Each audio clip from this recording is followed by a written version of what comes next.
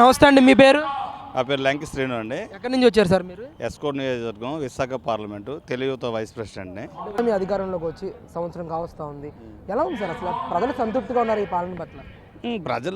ప్రజలు సంతృప్తిగా ఉన్నారంటే ప్రజెంట్ తెలుసు సంతృప్తిగా ఉన్నారనేది 100% సంతృప్తిగా ఉన్నారు.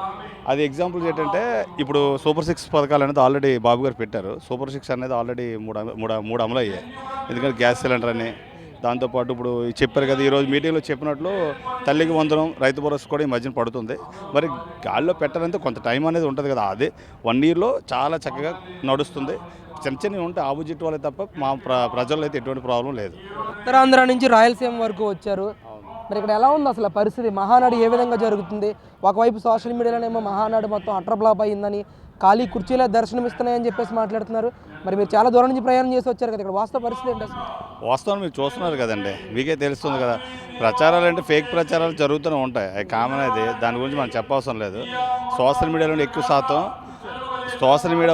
శాతం మీకు తెలుసు అంటే ఏదో విధంగా బ్యాట్ చేయాలనే ఉద్దేశంతో ఆ విధంగా చేస్తున్నారు. అదే ఏదో జనాలు లేరని చూస్తే మీకు అర్థమవుతుంది కదా, ఒక పండగ వాతావరణం అనేది నెలకొంటుంది.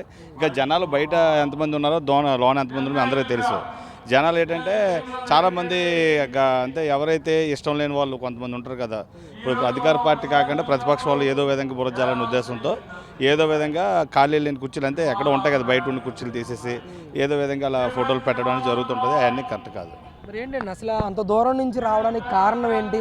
అసలు మహానాడు ఎన్ని మహానాడులు మీరు హాజరయ్యారు? నేను ప్రతి మహానాడు కూడా అటెండ్ అవుతానండి. ఎందుకని అసలు ఆ మహానాడు అనేది ఏంటంటే తెలుగుదేశం పార్టీ ప్రతి ఒక్కరు కూడా ఒక పండగ. అంటే ఇప్పుడు మన బాబు గారు ఇప్పుడు ఈరోజు ఒక తీర్మానం చేశారు, కార్యకర్త అధినేతని. అందుకని చెప్పేసి కార్యకర్తలు చేసే ప్రతిదీ ఏంటంటే మీకు ఎగ్జాంపుల్ చెప్పాలంటే, కార్యకర్త ఏ సమస్య వచ్చినా డెఫినెట్గా నాయకుల దగ్గర నుండి అంటే ఎమ్మెల్యేల దగ్గర నుండి అందరికి కూడా ఇన్స్ట్రక్షన్స్ కూడా మన అధినేత ఏ విధంగా ఇస్తారో కార్యకర్తలు కూడా అదే సంతోషంగా పనిచేస్తారు.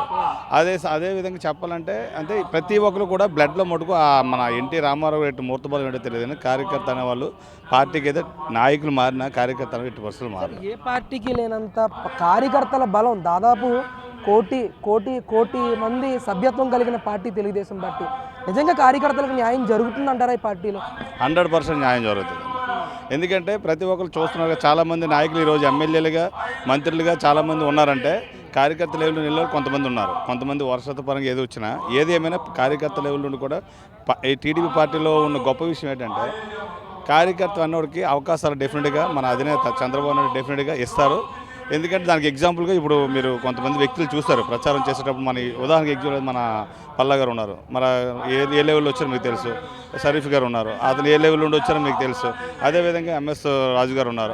అంటే ఉదాహరణ ఎగ్జాంపుల్ చెప్తున్నాను. అంటే కార్యకర్త లెవెల్ నుండి ఎమ్మెల్యే స్థాయి నుండి మినిస్టర్ నుండి ప్రతిదీ కూడా అంటే నాయకత్వాలు ఏ విధంగా ఎలుగు తీయాలనేది యువత నుండి కానీ తెలుగుదేశం పార్టీలోనూ యువత తరం నుండి కానీ కార్యకర్తల మహిళల నుండి కానీ ప్రతి ప్రోత్సాహం అయితే ఎక్కువ ఉంటుందండి. అంటే మహానాడు అంటే పెద్ద డ్రామా అని, టీడీపీ అంటే తెలుగు డ్రామా పార్టీ అని జగన్మోహన్ రెడ్డి గారు విమర్శిస్తూ ఉన్నారు.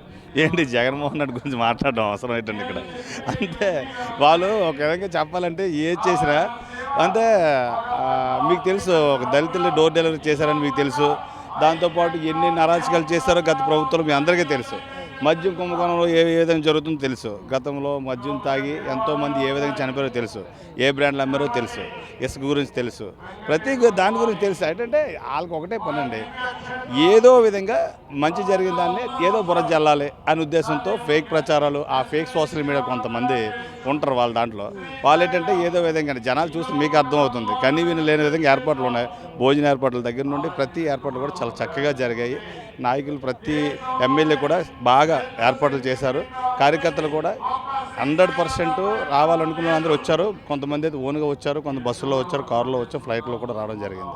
అందువల్ల ఈ మహానాడు అనేది భారతదేశంలో ఒక పండుగ వాతావరణం అనేది మహానాడు ఉంటుంది. ఇతర రాష్ట్రాలు కూడా ఉంటే ఇక్కడికి వస్తారు. అది దాంట్లో ఉదాహరణకి ఏంటంటే ఎస్కోట్ మీద సుమారు దగ్గర ఒక 5 బస్సుల్లో వచ్చాం, ఒక కారులో ఒక 30 కారులో వచ్చాం. ఇంకా చాలామంది ట్రైన్స్ కూడా వస్తున్నారు. అందువల్ల అంటే దీన్ని బట్టి మీకు అర్థమవుతుంది ఎంతమంది జనం ఏంటనేది.